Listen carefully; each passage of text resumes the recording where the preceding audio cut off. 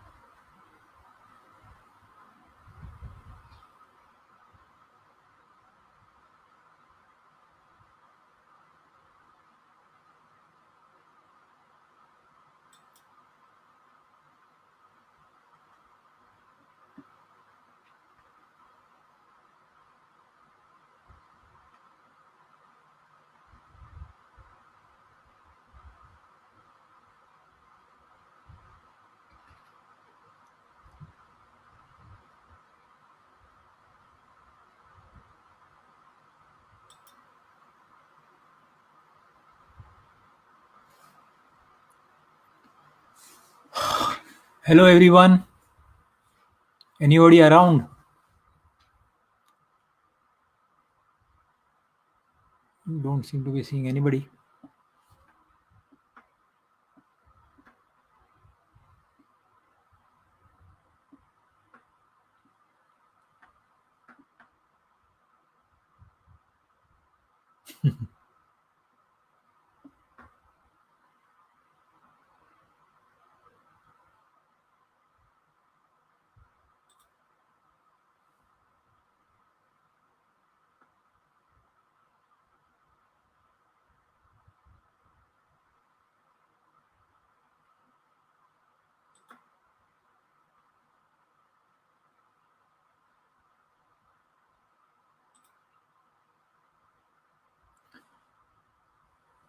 Hi, anybody around?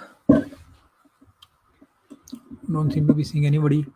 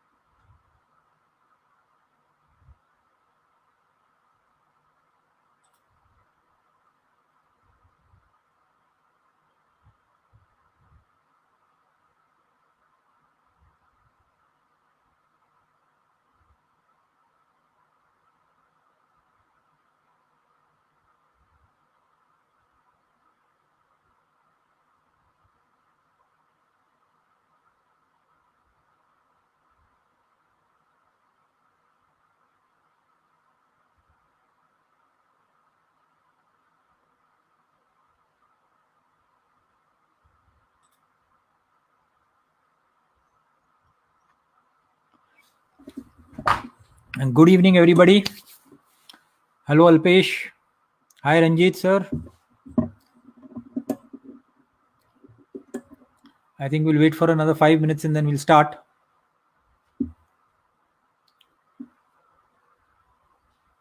Very few people seem to be interested in lenses.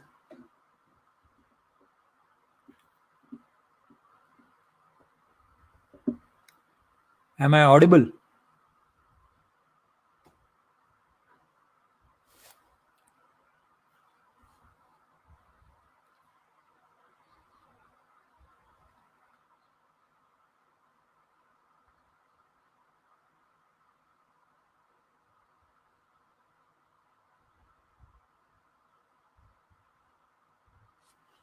Okay, good.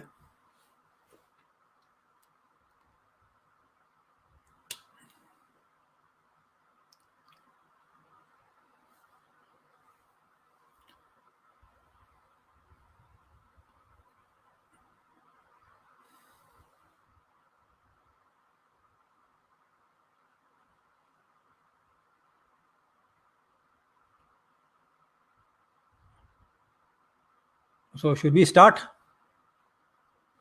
There are 3 or 4 people only.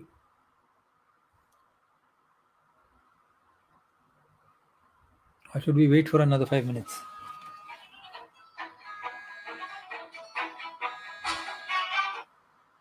Hello. हाँ, बोलिए. आपको दूसरे 2 मिल गए ना photos? हाँ. हाँ, मैट्रेस वाला वो मंडे को मिल जाएगा आपको, क्योंकि मेरा वो रीटचिंग वाला आएगा तब मैं करवा देता हूँ. हाँ. हाँ, वो सब है, वो सिर्फ मुझे सॉर्ट करके बैठना पड़ेगा कि कौन से भेजे और कौन से नहीं किए उसने. वो उसके साथ मुझे बैठना पड़ेगा, क्योंकि बहुत सारे वो बहुत आइडेंटिकल है मैट्रेसेस. हाँ. हाँ, तो इसलिए वो ज़रा ये हो रहा है. anyway, वो हो जाएगा, वो भेज दूंगा मैं आपको. हाँ, आ जाओ. मंडे मॉर्निंग को हो जाएगा आपको, मंडे तक हो जाएगा आपको.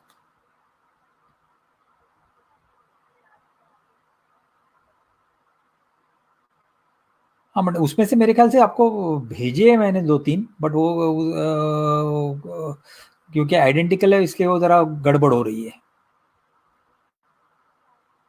हाँ. हाँ, ठीक है. तो हाँ, मंडे को मिल जाएगा आपको. और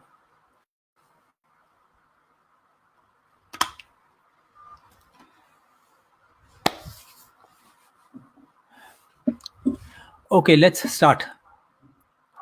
I think we've got 4-5 people. Let's start.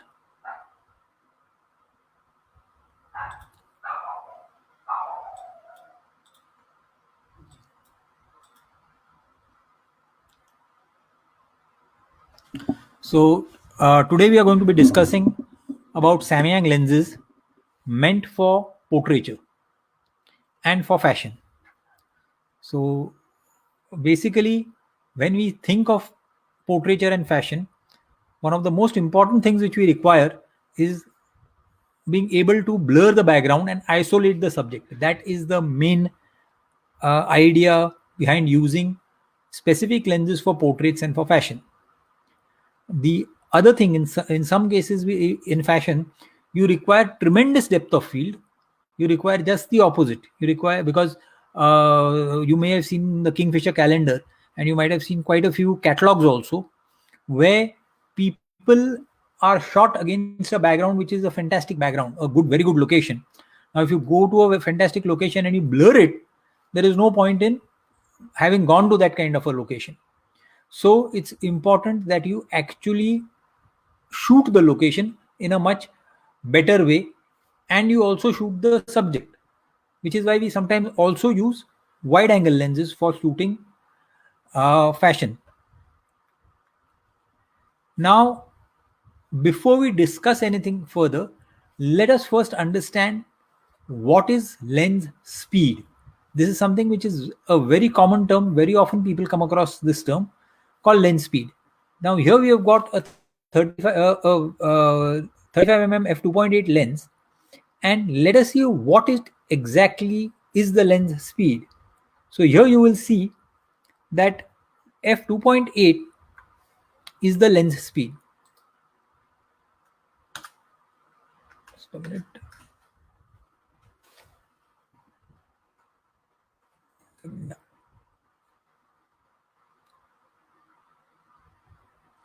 Sorry, yeah. Yeah. So here you will see there is written 35 mm slash 2.8. So what is this? 2.8 is basically a ratio 1 is to 2.8. So let's try and understand what is this 1 is to 2.8 ratio and what does it actually mean.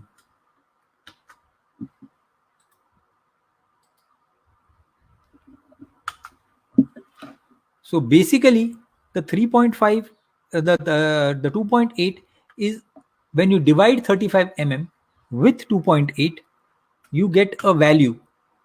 This value is actually the diameter of the lens. So here you will see 35 mm divided by 2.8 is giving you something like 12.5 mm. So this is the diameter of the lens. This diameter is 12.5. Now this will vary from lens to lens. So you have to understand this. This is the basic speed of the lens and it is going to keep varying. Now another very important concept which we have to understand is known as image circle. Remember, a lens is circular in shape. The image formed is also circular in shape, but our sensors are rectangular in shape, as are our prints. So what actually happens is, I don't know why this is not working. Okay, escape it. So basically here you will see the image which is formed ulta, inverted, and it's formed in a circular manner and it's formed inverted. That image is then taken and used. Only the rectangular part is used, the rest of the image is not used. So lens manufacturers will try and make an optimum lens so that the maximum amount of this coverage, the circle, is used in the covers the sensor, which is why very often you cannot use a cropped sensor lens or a lens meant for a cropped sensor camera on a full frame camera, but because the image circle is going to be smaller, whereas you can use it from the other way around because the image circle is bigger for a full frame sensor. A cropped sensor is a much smaller area, therefore you can use the full frame lens on a cropped sensor, but you can't use a cropped sensor lens on a full frame. So this is what we are seeing. Now again, very often people confuse that the focal get confused focal length and angle of view. Now these are two totally different terms. Very often people think that okay, if I've got a 100 mm lens, that 100 mm lens is going to be the same on a cropped sensor. No, it's not going to be the same. The 100 mm lens is focal length remains the same, but what is changing is you are getting a magnification because the angle of view is changing. Here you will see that the full frame sensor is covering the full frame, whereas on the cropped sensor it is going to be much bigger. But because it's a crop, the area gets magnified. So we feel that okay, you're getting a magnification. Now here we will see that for small sensors, Canon has got EFS, Nikon has got DX, Sony has got DT, Pentax has DX, Fuji has X. So these are various designations given or codings given by companies to their specific lenses, which are meant for crop sensors. Now let's see what is the difference between the two. A full frame sensor, everybody knows, is a 36 mm by 24 mm size. This is the same size as that of a 35 mm film roll. So that is the same size. Now A cropped sensor on the other hand is 24 by about 16 mm. This is almost exactly half of a full frame. So we get a crop factor of about 1.5 times. Now, if you look at the diagonal of these sensors, you will notice that a full frame sensor is about 43 mm in diameter, whereas a cropped sensor is about a 28 mm in diameter. So this diagonals are not diameter but diagonals. The diagonal here is going to be 43 mm and here it is going to be a 28 mm diagonal. Now, again, if you look at the various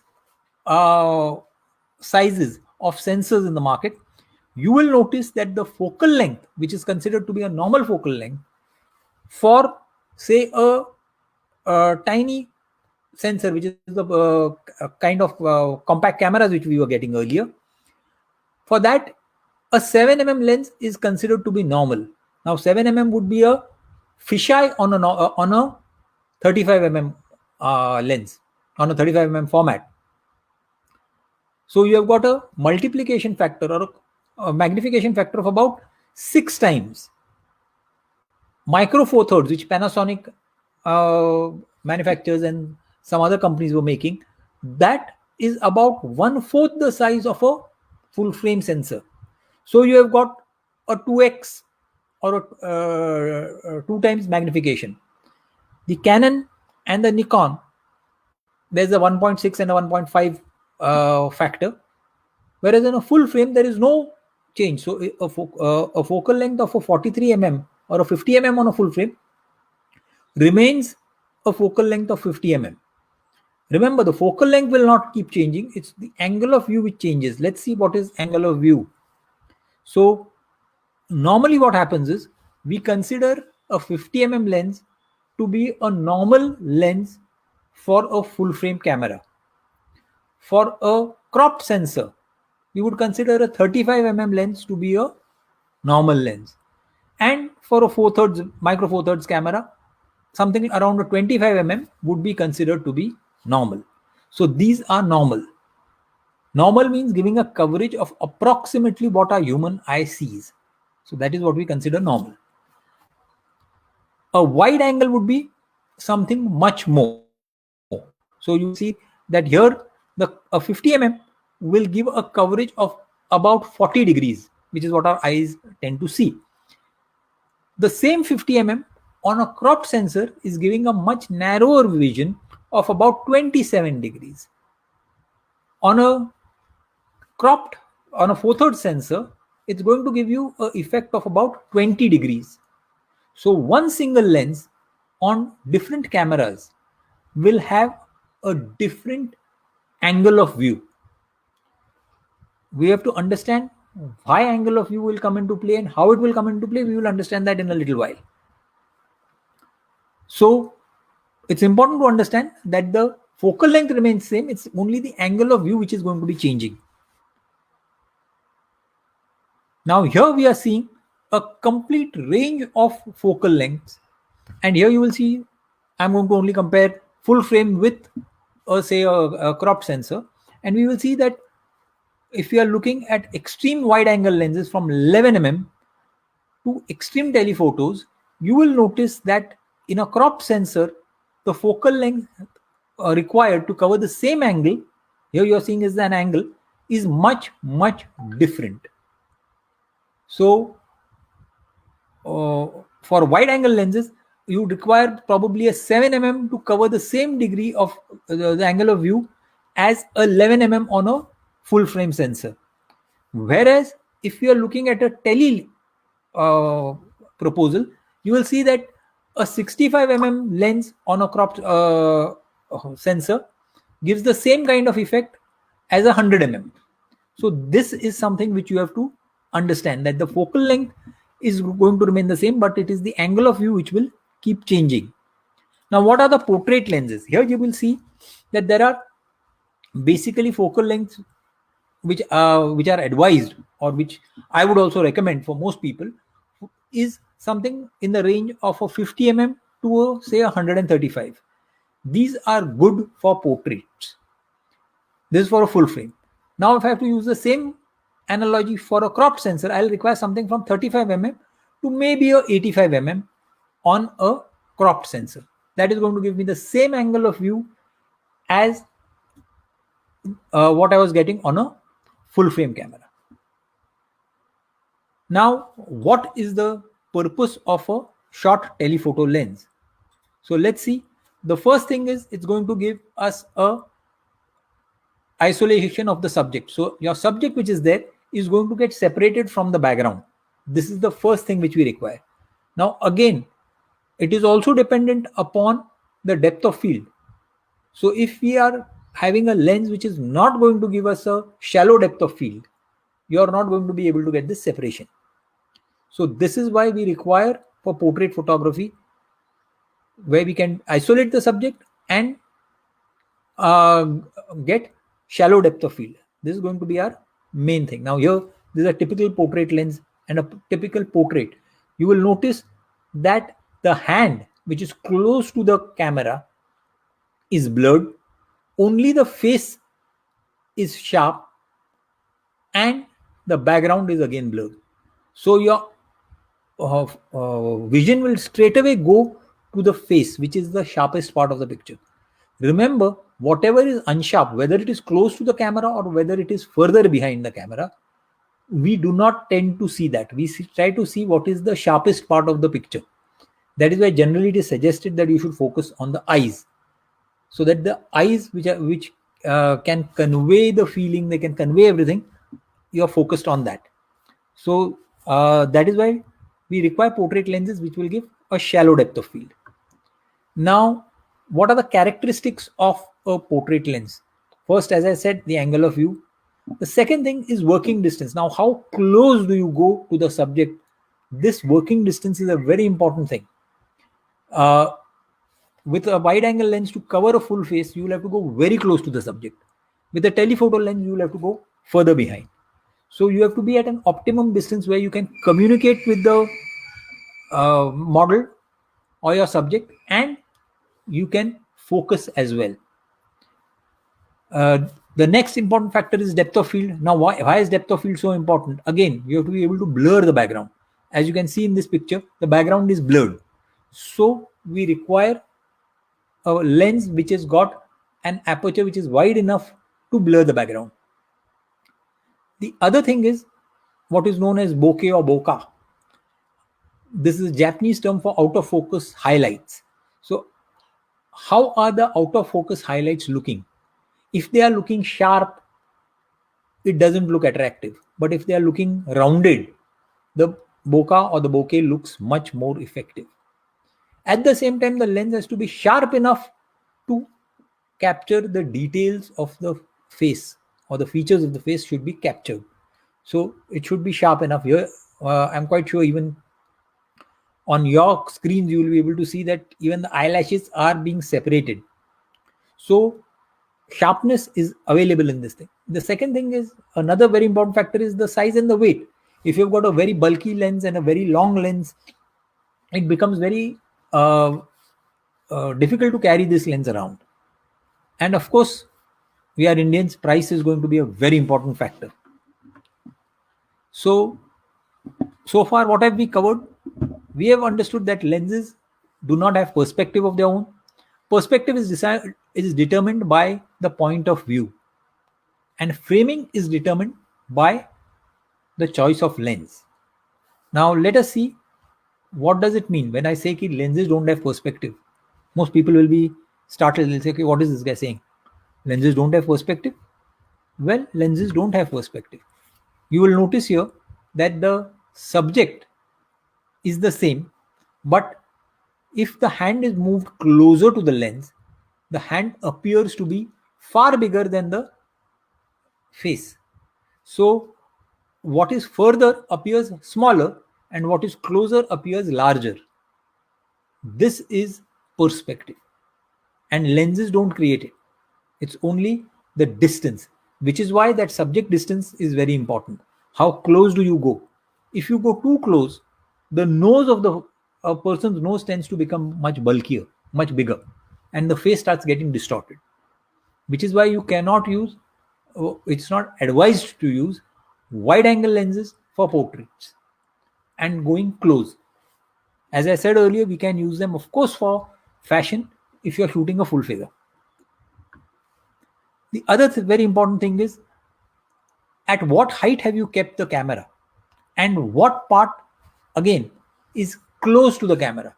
Here you will notice that if you're photographing a model and her hip is pointing is outwards, so that hip is going to look far bigger. If the weight is even, it's going to look natural, but it will look much more attractive if the top half of the body moves towards the camera. So this is a very simple thing which you have to understand. Again, it's perspective which is at play.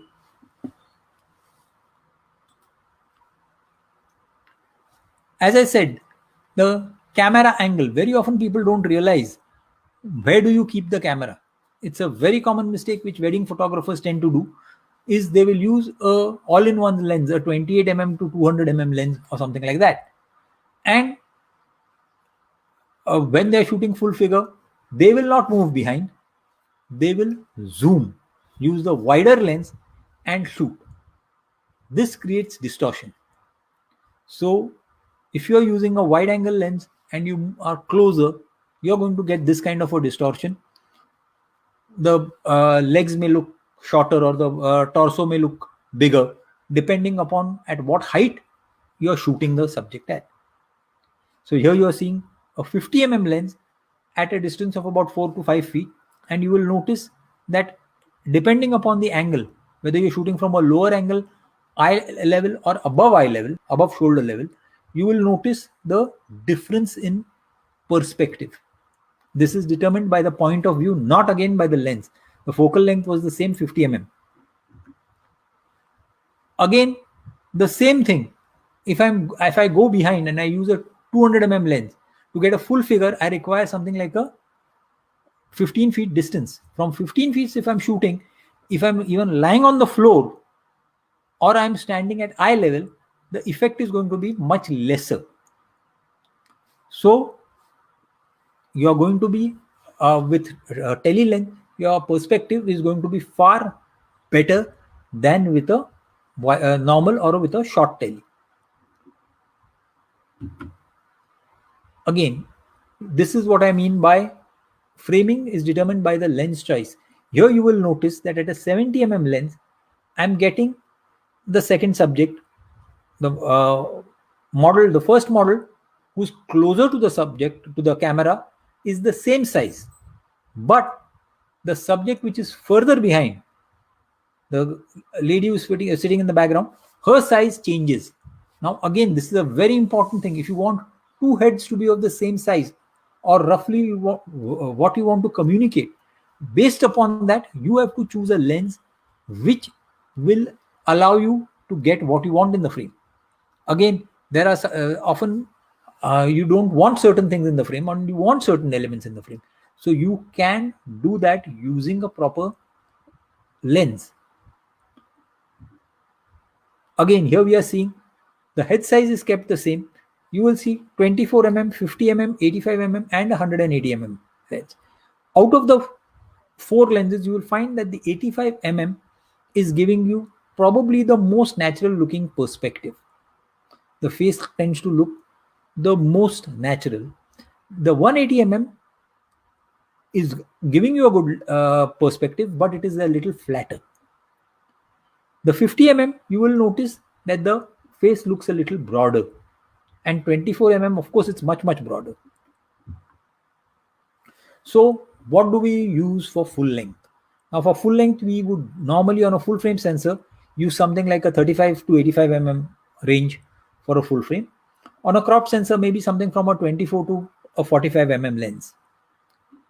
If you are shooting a head and shoulder shot such as this, you would require something like a 50 to 105 on a full frame, and on a cropped sensor you will require 35 to 75mm lens. If you are shooting a tight close-up, again on a full frame you will require something from a 85 to maybe up to a 200mm lens, whereas on a cropped sensor you can make do with a 50mm to 135 mm lens. Now, another very important thing which happens is the same lens with the same aperture will give you the same depth of field if you are using the same equivalent focal length. Now, this is something which might be a bit confusing to you. Here you will notice that I'm saying on a full frame we have to use a 50 mm 1.4, and on a cropped sensor you have to use a 35 mm 1.4. Now both these will give you the same level of depth of field and the same low light ability. Now normally people will say, oh, a 35 mm is a wider lens. Wider lens tends to have more depth of field. A 50 mm is a normal lens. It will have a less depth of field. But a 35 mm would be a normal lens for a cropped sensor, whereas a 50 mm would be a normal lens for a full frame sensor. So both would become equivalent. Depth of field, if I use the same 50 mm on a cropped sensor, that becomes a tele lens. So my depth of field tends to change, as does the angle of view. So here I've made a comparative chart where you can see that if you want the same amount of depth of field, you will notice that for every a full frame sensor will give you the maximum, the shallowest depth of field, whereas the cropped sensors will give you more depth of field. A typical example would be if I'm shooting at 5.6 on a cropped sensor, I will get the same amount of depth of field at f8 on a full frame sensor. And on a micro four thirds sensor, I will get it f4. What does it mean? A very simple thing. At a wider aperture, I tend to get much more depth of field on a smaller sensor, and on a wider aperture, on a smaller aperture, I can get the same amount of depth of field on a full frame camera. So which are the lenses which Samyang has which can be used for portraits? Well, we have the 35 mm 1.4 FE lens. Now this is again a lens meant only for Sony. It's an FE mount. You can see it has got the UMC coating. It's got spherical lenses. It's got high resolution elements in it, and it's got a DLSM kind of a motor. So it's a pretty fast motor. It's got 9-bladed aperture to add to it. So you get a very smooth bokeh. The other lens which we have is the 50 mm 1.4 FE. Again, an FE lens meant primarily for Sony mount. Construction, very simple. There are 9 elements in 8 groups. What are the special elements in it? It has got 3 spherical elements and it's got UMC coating. Again, weight which I said was very important. Here it is about 585 grams. The Samyang 75 mm 1.8 FE is again a very lightweight motor. Is a very lightweight lens, which is very good for portraits. Now this is also meant to be used with gimbals. The construction is of 10 elements in 9 groups, and it has got 2 high refractive index lenses and 2 extra low dispersion glasses. Again, having an STM linear STM motor. Now this is a small demo of the 75 mm lens. No, it's not. Yeah. Okay, then we have the 85 mm lens, which is what I consider to be one of the best lenses for portraits and fashion. This is 1.4 mm lens. Now this is available in the Sony, Canon, Nikon, most of the popular mounts. It's a weather sealed lens. When you use it on a cropped sensor, the same will give you a coverage of approximately a 135 mm lens. The angle of view changes, it crops it down, and is a very effective lens in both for full frame as well as for the crop sensor. So this is a very good lens to use, and of course the pricing is a very attractive pricing. It's much lesser than the uh, original lenses made by Nikon or Canon or anybody else. And as you can see, it's a weather sealed lens. It's a really classic kind of a lens, very fast in focusing, extremely good lens to use. So let's get back to see how many people are. Yeah.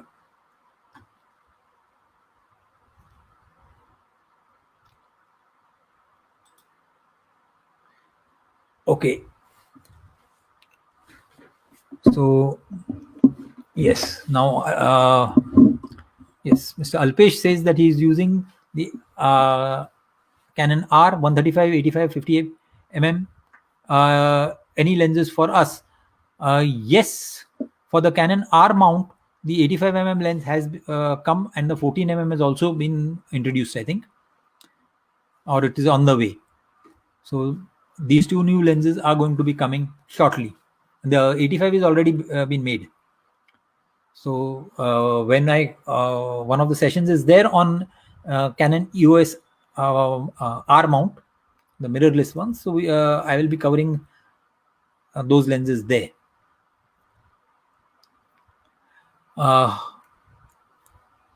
So any other questions?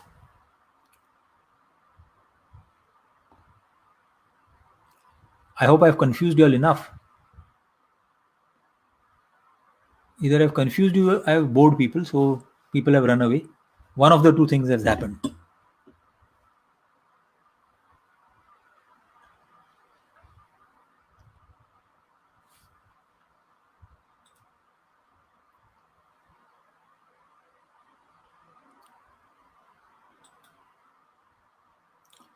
me see, is this thing? Why is this thing did not play?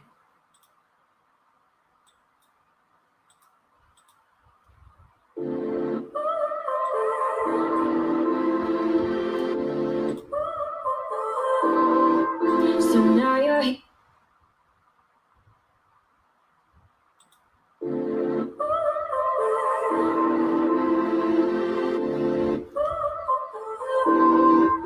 So now you're here again, knocking at my door. A little too late for, I'm sorry for. The lights went out cause you kept cutting the cord, and it started to fade into your grave. See, I finally opened up my eyes, and I saw me coming back to life. And I'd be better without you inside. It's time to be someone I wanna recognize. The future starts right now.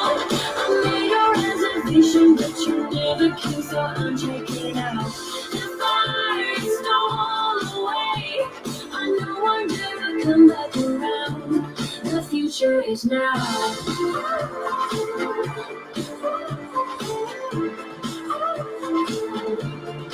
future is now.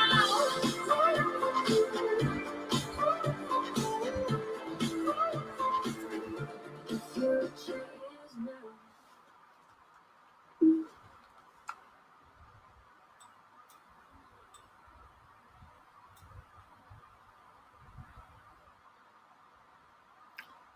Yes.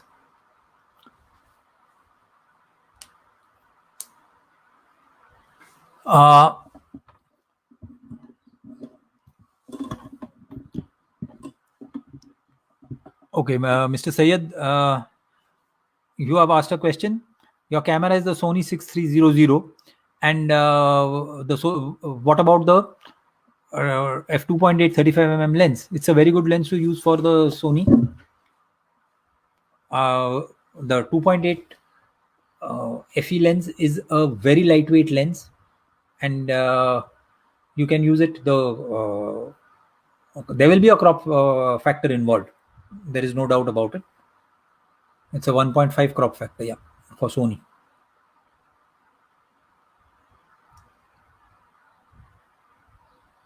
So that will definitely be there.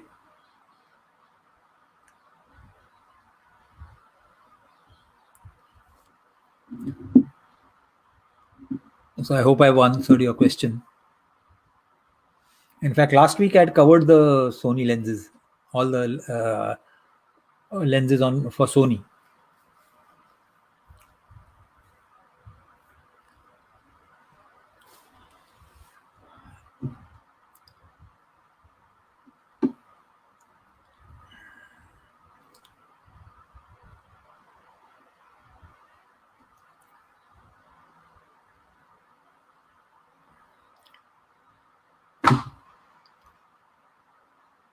I'll just see if I can get you the.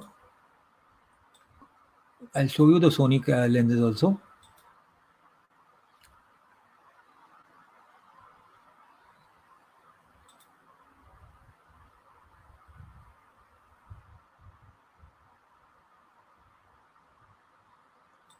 Yeah.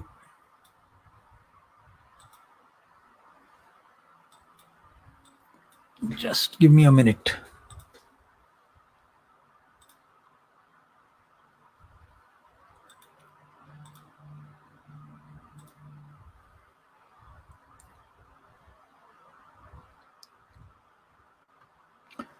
Okay. Now for the 6300, we've got a special series of lenses. One of them would be the 18mm 2.8 FE, which is the ultra wide angle lens. Then we also have the 24mm 2.8 FE, 45 is there, and the 75mm, which I just showed you, is there. So this is the new series which has come, which is meant for cameras such as the 6300. I'll just play this one for you.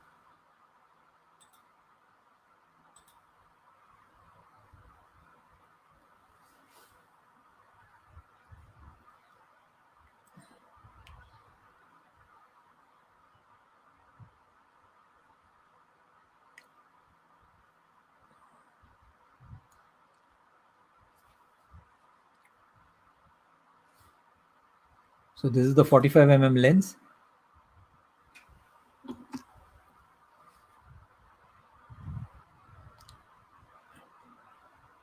Now, why is this series being made? This is basically been made with a camera like 6300 or the entire family of these cameras.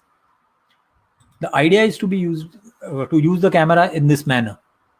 So if you're going to use it in this kind of a manner with a gimbal, because the camera does not have by itself any kind of stabilization, you can use a external gimbal and you can get these kind of effects with it.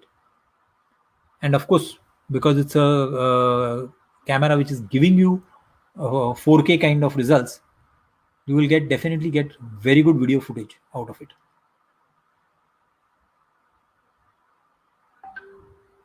whilst remaining very light in weight. So this is the series of lenses which you can use.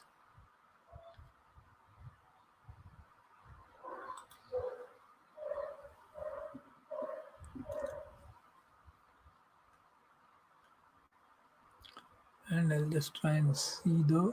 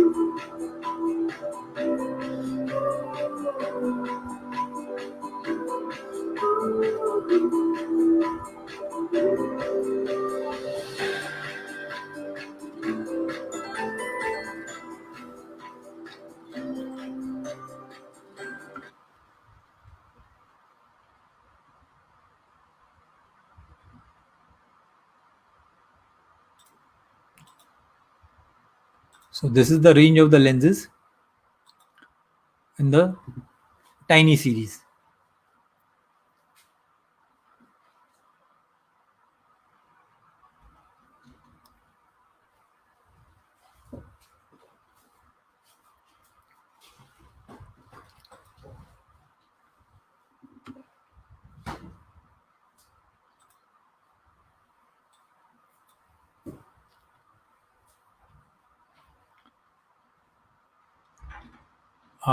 Okay, let's go here. Okay, now the question is come is for Nikon Z mount series, which lens is getting released? May I know? Okay, now for the Nikon Z, there are no autofocus lenses available currently. Reason is Nikon has to share with Samyang the details of the autofocus mount. Otherwise, Samyang cannot manufacture it. Uh, Canon has done that, so we have been able to make lenses for the EOS R mount. Nikon has not done that. So we have got Nikon Z series manual focus lenses in the 14 mm and 85 mm. So these two lenses are available even today.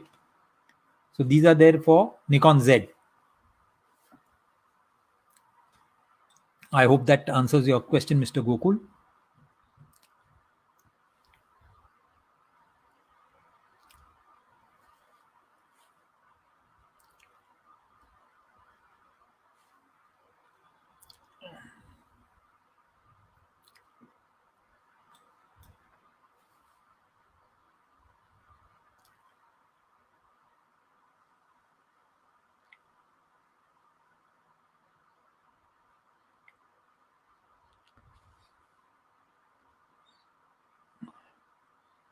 So any other questions?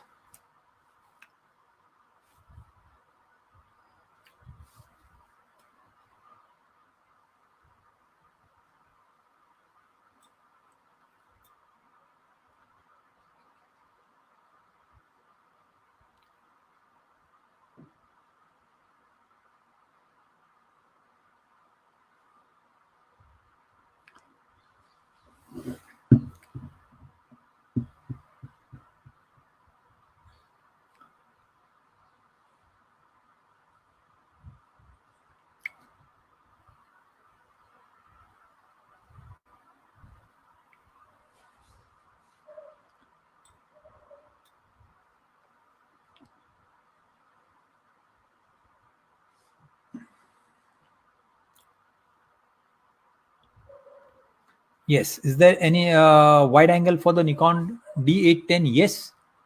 There are lots of 800 lenses. For autofocus, we have got the 14 mm wide angle lens, which will fit the Nikon F mount. It's available in the Nikon F mount. So that I think is wide enough for most people and most practical purposes. The widest lens which is available, which is a full frame wide, is the manual focus 10 mm lens. So that is also available, which will also which is available in the Nikon F mount.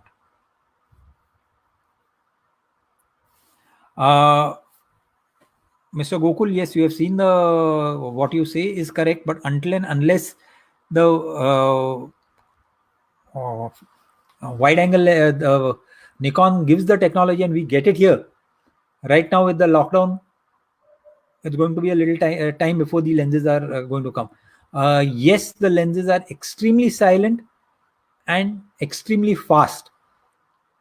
In fact, the newer lenses which are coming for the mirrorless mounts are a far different lenses than what were made for the DSLRs. It's not the same lens which is being repacked and sent here. It's a different lens altogether. It's a completely different design. So the motor is different, the optics are different, everything is different.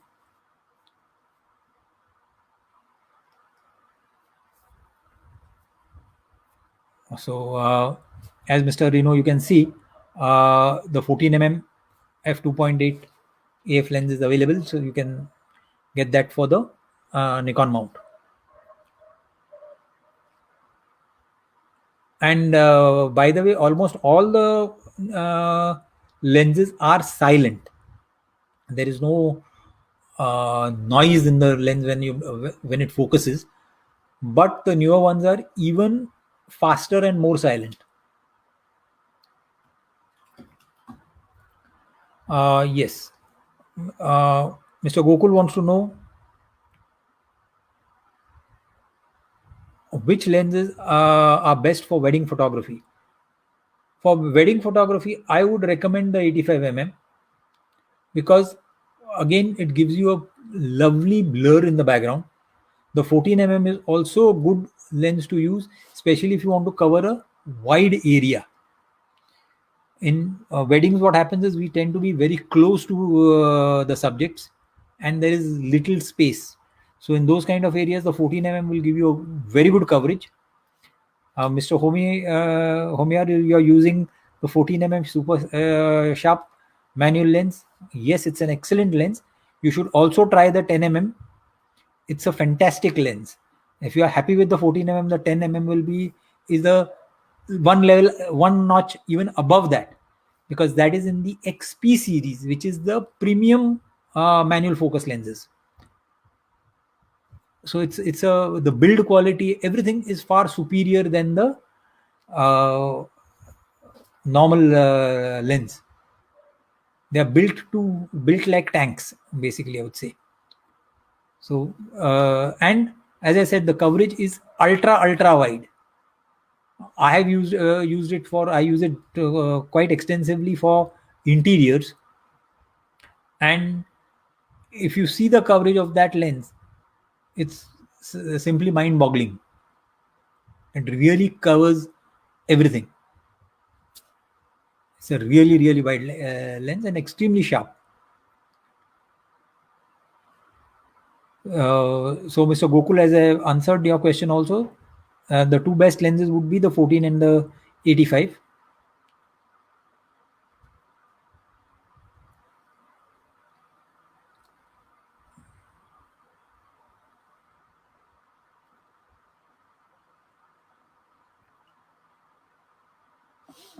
I think I'll just give me a minute. I'll show you the 10 mm.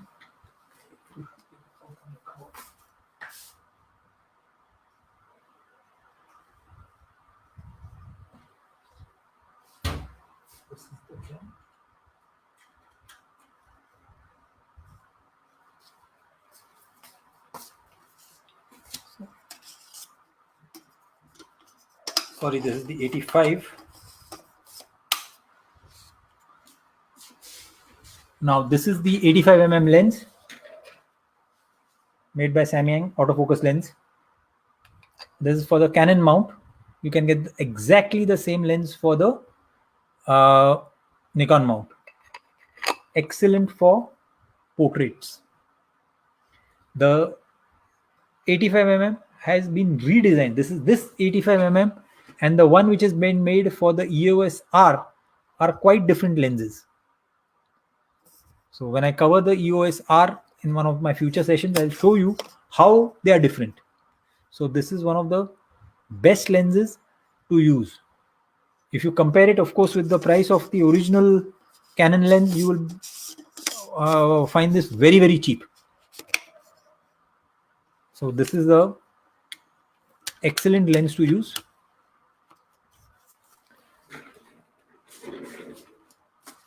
I'll also show you the 10 mm.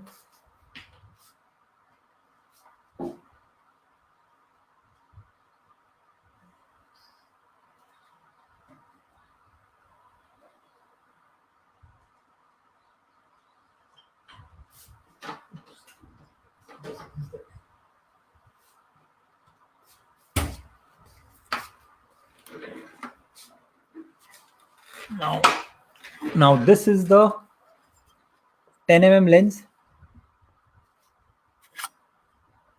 It's got a built-in lens hood.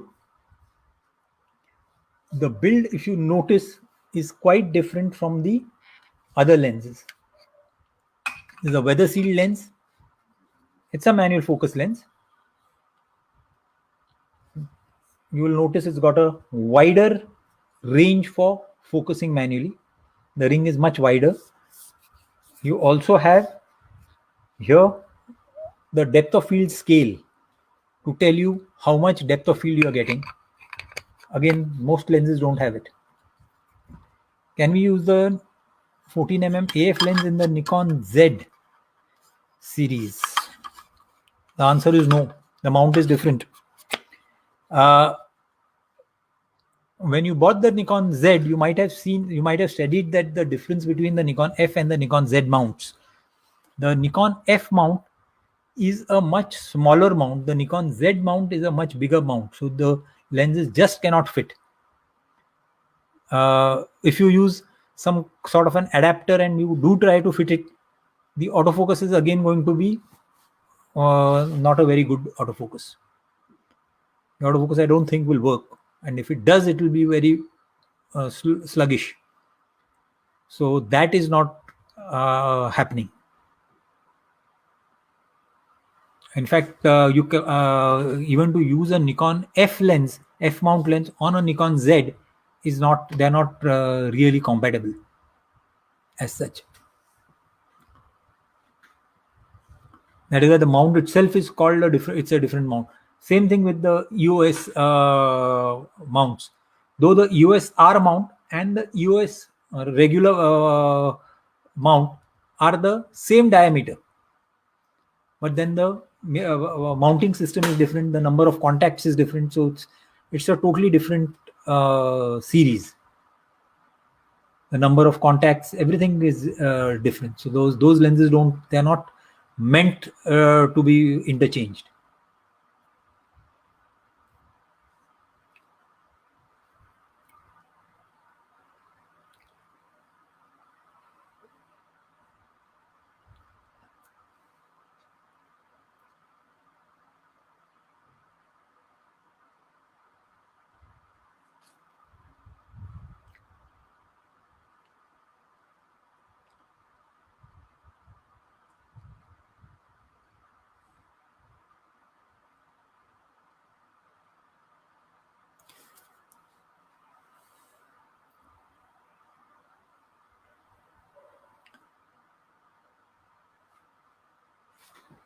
So if there are no questions, I think we can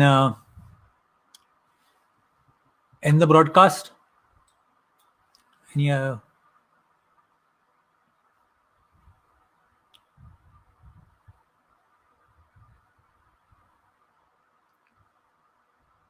more questions?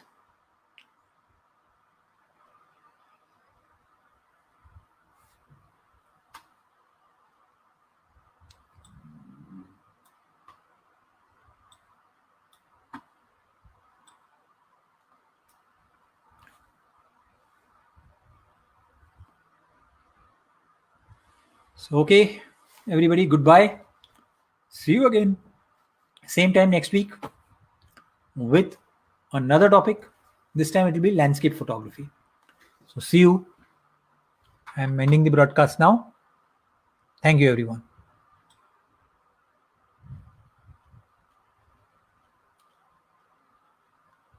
Okay.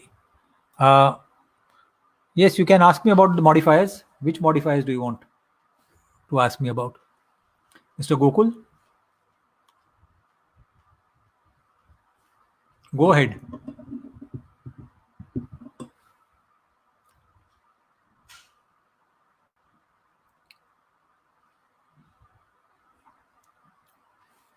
I think Mr. Gokul wants to ask me some question about some modifiers. So he can go ahead.